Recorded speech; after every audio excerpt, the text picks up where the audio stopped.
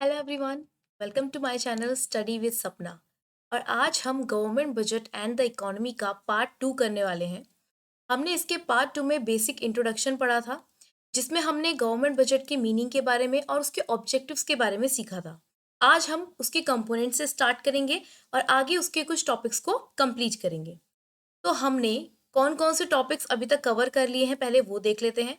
हमने कंसेप्ट पूरा पढ़ चुका है, ऑब्जेक्टिव्स हमारे हो चुके हैं। आज जो हम स्टार्ट करने वाले हैं वो है स्ट्रक्चर्स, जिनको हम डिटेल में पढ़ेंगे। इसके बाद हम बजट रिसिप्ट्स और बजट एक्सपेंडिचर को कंप्लीट करेंगे और पार्ट 3 में हम बजट डेफिसिट और बैलेंस्ड एंड अनबैलेंस्ड बजट के बारे में पढ़ेंगे। तो इससे पहले स्टार्ट करते हैं। सबसे पहले एक रिवीजन कर लेते हैं, क्विक रिवीजन। गवर्नमेंट बजट का मीनिंग हमने बताया था कि जो बजट हम आगे आने वाले फिजिकल ईयर में पॉलिसीज वगैरह जो बनाते हैं कि हम आगे क्या काम करने वाले हैं, उसे हम कहते हैं गवर्नमेंट बजट। नेक्स्ट हमने देखा था कि गवर्नमेंट बजट के कुछ ऑब्जेक्टिव्स होते हैं, जैसे कि GDP growth, allocation of resources, provision of public goods, redistribution of income wealth, balance regional growth, employment opportunities, economic stability. यहाँ पर हमने एक चीज और देखी थी कि ट्विन ऑब्जेक्टिव होता है हमारे गवर्नमेंट बजट का, ग्रोथ विद स्टेबिलिटी, जो कि बहुत ही इंपॉर्टेंट पॉइंट था। आज हम इसके जो कंपोनेंट्स हैं उनकी डिटेल में स्टडी करने वाले हैं। कल हमने थोड़ा ऊपर ऊपर से देखा था कि हमारे पास क्या क्या कंपोनेंट्स होते हैं। तो we have two components, budget receipts and budget expenditure. Budget receipts के अंदर भी we have two categories, revenue receipts, capital receipts, and budget expenditure we have revenue expenditure and capital expenditure. So let's start with budget receipts. सबसे पहले budget receipts की अगर हम बात करें तो बजट रिसिट्स का जो मीनिंग होता है वो होता है कि जो हम एस्टिमेट कर रहे हैं कि कौन कौन सा मनी या फिर कितना मनी गवर्नमेंट के पास आने वाला है एक फिजिकल ईयर के लिए। It refers to estimated money receipts of the government from all sources during the physical year. एक फिजिकल ईयर में गवर्नमेंट के पास क्या क्या रिसिट्स आने वाली हैं उसे हम बजट रिसिट्स कहते हैं। इसके बाद बजट रिसिट्स के हमारे पास दो क्लासिफिकेशंस हैं, revenue receipts and capital receipts. Revenue receipts government की वो मनी रिसिप्ट्स होती हैं जो कि ना ही कोई लाइबिलिटी क्रिएट करती हैं और ना ही आपके एसेट को रिड्यूस करती हैं। इजी रेवेन्यू रिसिप्ट्स क्या होती हैं? जो कोई भी लाइबिलिटी क्रिएट नहीं करती और ना ही आपके एसेट्स को रिड्यूस करती हैं। Okay, for example tax receipts. Tax एक रेवेन्यू रिसिट्स है, मतलब एक मेन सोर्स ऑफ इनकम है गवर्नमेंट के लिए। जो भी टैक्स कलेक्ट होता है उसे आप फर्दर सोसाइटी के वेलफेयर के लिए ही यूटिलाइज करते हैं। तो जो टैक्स एक रेवेन्यू रिसिट है, क्योंकि इसमें it does not involve any corresponding liability, हमारे पास कोई लाइबिलिटी नहीं आती गवर्नमेंट के ऊपर, और ये एक यूनिलेटरल कंपल्सरी पेमेंट है गवर्नमेंट के लिए। ठीक है, एक नॉर्मल पर्सन को, गवर्नमेंट को ये पेमेंट करना ही होता है जो कि फर्दर उसी पर्सन के लिए यूज होने वाला है। रेवेन्यू रिसिट्स वो रिसिट्स होती हैं जो ना ही लाइबिलिटी क्रिएट करती हैं और ना ही आपके एसेट्स को रिड्यूस करती हैं। अब बात करते हैं रेवेन्यू रिसिट्स के क्लासिफिकेशन की। तो यहाँ पर हमारे पास दो तरीके के क्लासिफिकेशन है, tax receipts and non tax receipts. Tax receipts का मतलब होता है जो भी सोर्सेज हमारे पास टैक्स से आ रहे हैं। फॉर एग्जाम्पल इनकम टैक्स हम पे करते हैं, corporation tax, estate duty, gift tax, custom duty, excise duty, GST. अच्छा, टैक्स रिसिट्स के अंदर हमारे पास तीन तरीके के क्लासिफिकेशंस होते हैं। सबसे पहला जो क्लासिफिकेशन होता है वो हम पढ़ते हैं progressive tax and regressive tax का।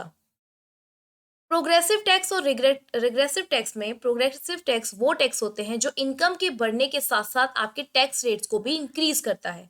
एंड रिग्रेसिव टैक्सेस वो टैक्सेस होते हैं जिसका बर्डन एक रिच पीपल पे ज्यादा होता है, बल्कि एक गरीब पीपल पे, ओके, एक पुअर पीपल पे। तो रिग्रेसिव टैक्स वो टैक्स होते हैं जो इनकम के बढ़ने के साथ साथ घट जाते हैं, एंड प्रोग्रेसिव टैक्स वो टैक्स होते हैं जो इनकम के बढ़ने के साथ साथ बढ़ जाते हैं। सेकेंड हमारे पास आता है VAT and specific taxes. VAT हमारे पास वो टैक्स होता है जो हर स्टेज ऑफ प्रोडक्शन पे लगता है, लेकिन जो स्पेसिफिक टैक्सेस होते हैं वो साइज या फिर यूनिट या फिर वेट के अकॉर्डिंग लगते हैं। ठीक है, थर्ड जो कैटेगरी हमारे पास आती है वो आती है डायरेक्ट टैक्स की और इनडायरेक्ट टैक्स की। डायरेक्ट टैक्स जिसका बर्डन हम शिफ्ट नहीं कर सकते, लाइक मैं अगर कोई इनकम कमा रही हूँ तो उसका टैक्स मैं ही पे करूंगी, और इनडायरेक्ट टैक्स जिसका हम बर्डन शिफ्ट कर सकते हैं, फॉर एग्जाम्पल जीएसटी। अब ये तो हमारी टैक्स एसेट्स हो गई। कुछ हमारे पास नॉन टैक्स एसेट्स होती हैं जो टैक्स का सोर्स नहीं होती बट हमारा रेवेन्यू रिसिट्स का काम करती हैं। सबसे पहले बात आती है फीस की। फीस का मतलब हुआ कि गवर्नमेंट ने आपके लिए, आपको कोई सर्विसेज दी हैं और आप बदले में उन्हें पेमेंट कर रहे हो। फॉर एग्जाम्पल आप अपने लैंड को रजिस्टर करवा रहे हो तो वहां पे जो फीस दे रहे हो उसे हम कहते हैं नॉन टैक्स रिसिट्स। सेकंड आता है एस-शीट। एस-शीट भी बहुत अच्छा टर्म है। एस-शीट का मतलब होता है जहां पर कोई प्रॉपर्टी खाली पड़ी है और उसका कोई लीगल एयर नहीं है उसे क्लेम करने के लिए, तो ऐसी प्रॉपर्टीज को गवर्नमेंट अपने नाम करवा लेती है, अपने लिए इसको क्या करती है, फर्दर यूज करती है, इसे हम कहते हैं एस-शीट। नेक्स्ट जो इनकम बनती है पब्लिक एंटरप्राइजेस से। पब्लिक एंटरप्राइज का मतलब जैसे कि आपको पता है इलेक्ट्रिसिटी डिपार्टमेंट जहाँ पे पूरा कंट्रोल गवर्नमेंट के पास है, आपका जो पूरा का पूरा वाटर डिपार्टमेंट होता है, जो रेलवे है आपका, ये सारा का सारा पब्लिक एंटरप्राइज है। यहाँ से जो इनकम आता है, जो प्रॉफिट आता है, वो नॉन टैक्स रेसिट्स बन जाता है। फिर ग्रांट्स डोनेशंस, जो नेचुरल कैलेमिटीज के टाइम पे हमें दूसरे कंट्रीज से हेल्प मिलती है, उसे हम ग्रांट्स डोनेशंस कहते हैं। फाइन्स मतलब लाइक आपका आपने कोई पेनल्टी भरी है, कोई आपने गलती करी, उस पर आप चालान भर रहे हैं, पेनल्टी कर रहे हैं, उसे हम फाइन्स कहते हैं।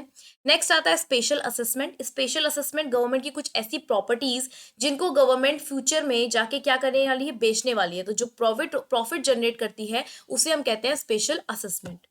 और लास्ट है हमारे पास income from the sale of spectrum like 2G and 3G। तो ये हमारे पास रेवेन्यू रिसिप्ट्स की कैटेगरीज हैं, tax receipts and non tax receipts. अब हम बात करते हैं कैपिटल रिसिट्स के बारे में। सो कैपिटल रिसिट्स वो मनी रिसिट्स होती हैं जो या तो आपकी लाइबिलिटी क्रिएट करती हैं या फिर आपकी एसेट्स को रिड्यूस करती हैं, विच क्रिएट्स योर लाइबिलिटी और आइदर रिड्यूस योर एसेट्स। उन्हें हम क्या कहते हैं, capital assets. For example loans by the government are a liability. आपने गवर्नमेंट से लोन लिया है, वो आपकी क्या है, लाइबिलिटी है, जिसको आपको पे करना पड़ेगा, तो लाइबिलिटी क्रिएट हो जाएगी और जब आप इसे पे करेंगे तो आपके पास से पैसा कम हो जाएगा, तो आपकी एसेट्स डिक्रीज हो जाएंगी। कैपिटल रिस्क के हमारे पास 3 क्लासिफिकेशंस हैं। सबसे पहला आता है रिकवरी ऑफ लोन्स, सेकंड है आपके पास borrowings and other liabilities, and third is other receipts. Other receipts में हम बात करते हैं डिस इन्वेस्टमेंट के बारे में। डिस इन्वेस्टमेंट का मतलब होता है जब आप कहीं पे किया गया इन्वेस्टमेंट को विड्रॉ कर लेते हैं। विड्रॉवल ऑफ इन्वेस्टमेंट का मतलब होता है disinvestment. Simple. Recovery of loans, आपने लोन दिया था और आप उससे रिकवर कर रहे हैं। आपने कुछ बोरोइंग्स करी है या फिर कोई और लाइबिलिटी क्रिएट करी है, ये भी आपका कैपिटल रिसिट्स कहलाती हैं। नेक्स्ट बात आती है हमारी बजट एक्सपेंडिचर की। सी, हमारे पास 2 कंपोनेंट्स हैं, रिसिट्स एंड एक्सपेंडिचर। रिसिट्स के अंदर we have 2 classifications, revenue receipts, capital receipts. Revenue receipts के अंदर फर्दर हमारे पास 2 क्लासिफिकेशन है, टैक्स एंड नॉन टैक्स। और कैपिटल रिसिप्ट्स के अंदर हमारे पास 3 क्लासिफिकेशन है, recovery of loans, borrowings and other liabilities, and third is dish investment.